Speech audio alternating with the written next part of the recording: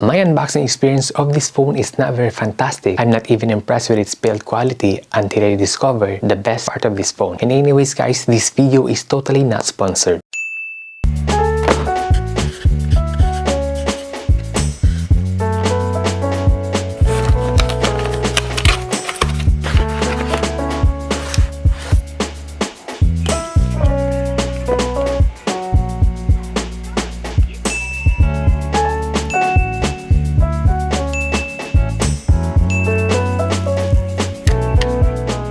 This is the 8th generation of the Google Pixel phone, and this is the Google Pixel 8 Pro. This phone is a Google Tensor G3 with 9-core CPU, and the GPU is the ARM Mali G715 with 12GB of RAM and 128GB of storage.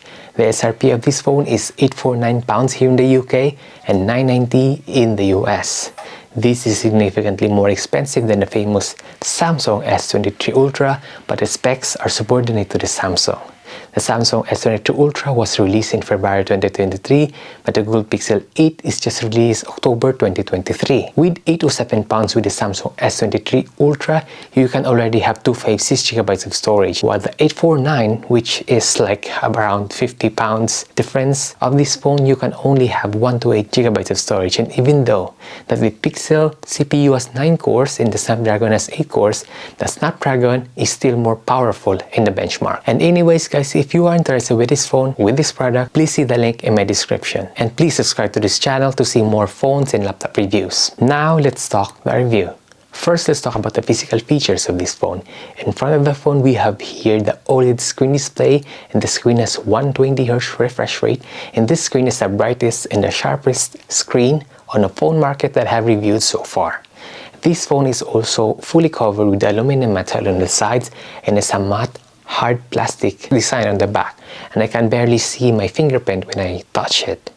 On the left side of the phone, we can see here the SIM card slot in here, and on the right side of the phone, we have here the lock and the volume button, which is a bit awkward because the lock button is on the top while the volume button is on the bottom, which is completely different from other phones or other brands.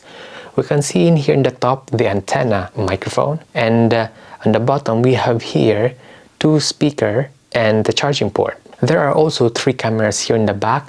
One is the 50 megapixel, which is the main camera, and the rest, or the 2, is the 48 megapixel camera.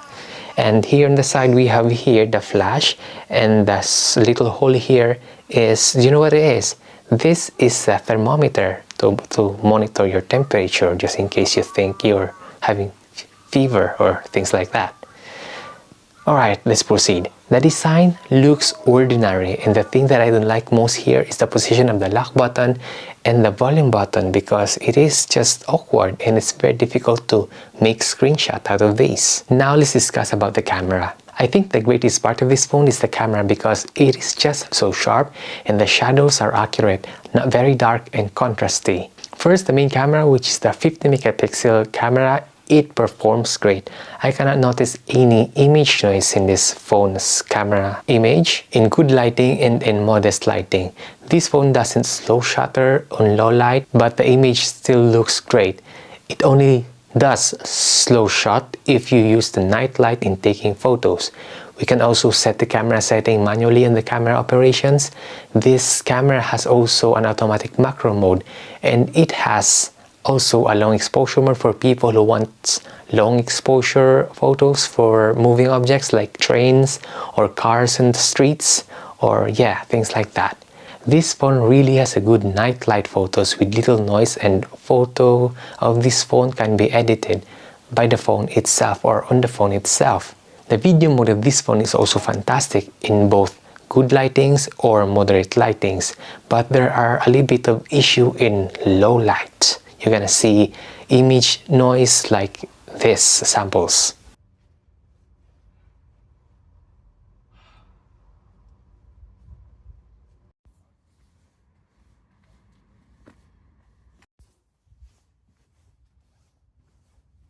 Hi guys, so this is the 4K 30 sample of the Google Pixel camera, and this is the 0.5 ultra wide lens. As what you can see, everything is ultra wide, and the built-in speaker as well is being used. I'm not gonna edit the speaker, I'm not gonna edit the volume. So what you hear now is what it is. Now I'm going to test the main camera. Now this is the main camera, guys. I can't see my face at the moment because I don't have a videographer. So the same volume, and this is the main camera, and that's what you can see. It's a bit more compressed. The wide has been lessened. And this is the front camera, guys. As you can see, this is the I think the megapixel has been obviously reduced, but as I can see, it is great. It is sharp. I can use this for vlogging, and there's no setting to blur the background. But this phone has also a magic eraser, and this is very helpful for people who love Instagram or post on their social account. You don't need to wait for your background to be clear before taking the photo. You can just remove the photo bombers manually after the shot. But did you know that there is an app that has this function, but it is not as convenient as the Pixel's default editor? This phone has a massive battery. The battery has 5222 or 5222 mAh on dev check, but since this phone has 9-core CPU, this phone can drain the battery more quickly than the Samsung phone. In addition, I'm just not impressed with the fast charging technology of this phone because it has only the maximum of 25-watt fast charging.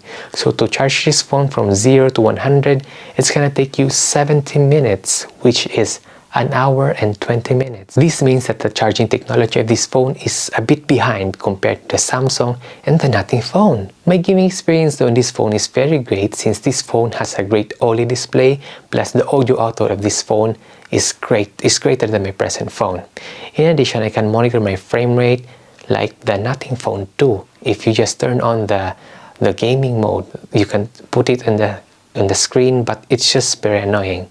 And one good thing about here is just I never experienced overheating when gaming on this phone. The software experience of this phone is like or almost the same as the Nothing phone 2, and if you want to see that video, you can just click in here. In addition, there are also some apps from Google Store that are not compatible with this phone, and it's very annoying because this phone is very expensive and it is subordinate to other brands.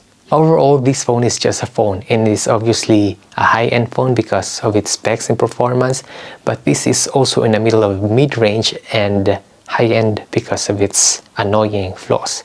It has fantastic camera software, and it also has a good camera as well, but this is significantly more expensive than other competitors.